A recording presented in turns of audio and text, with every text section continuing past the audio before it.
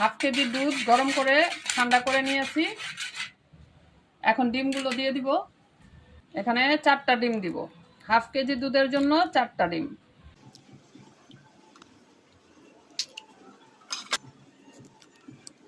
ফ্রিজের না, ফ্রিজ থেকে 2 ঘন্টা আগেই বের করে রেখেছি।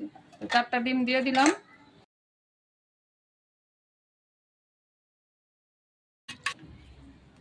দিয়ে দিচ্ছি গুঁড়া দুধ।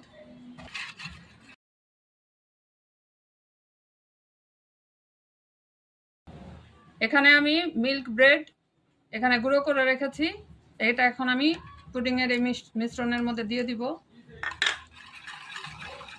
আর মিশিয়ে নিব দুধের সাথে ভালো করে, না লাগে। এই এক চামচের একটু কম আছে আর কি। মিশানো হয়ে গেছে। এখন আমি মোল্ডে ঢেলে নিব। চিনি দিয়ে ক্যারামেল বানিয়ে এটা ঠান্ডা করে নিয়েছি। তা এখন আমি দুধের যে মিশ্রণটা আছে সেটা ঢেলে দিচ্ছি।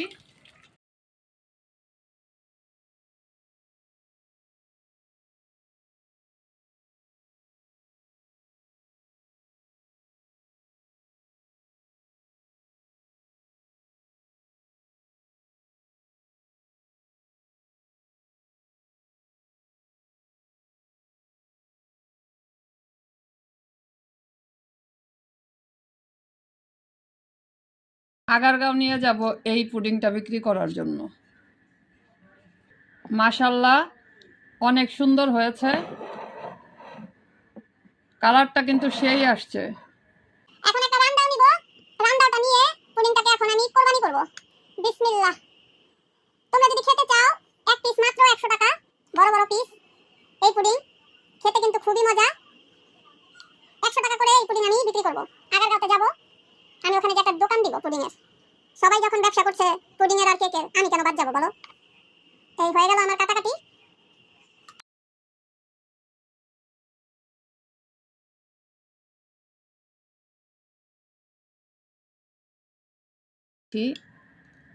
এক পিস মাত্র 100 টাকা।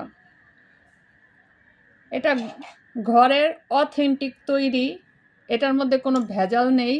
আপনারা খেয়ে দেখতে পারেন, তারপর টাকা দিয়েন। বিসমিল্লাহ। আমি তো মজার পুডিং খেতে খেতে বিদায় নিচ্ছি। তোমাদের কাছে ভিডিওটা কেমন লেগেছে কমেন্টে অবশ্যই জানাবে। ভালো লাগলে লাইক কমেন্ট শেয়ার করে আমার পাশে থাকবে। সবাই ভালো থেকো। আল্লাহ হাফেজ।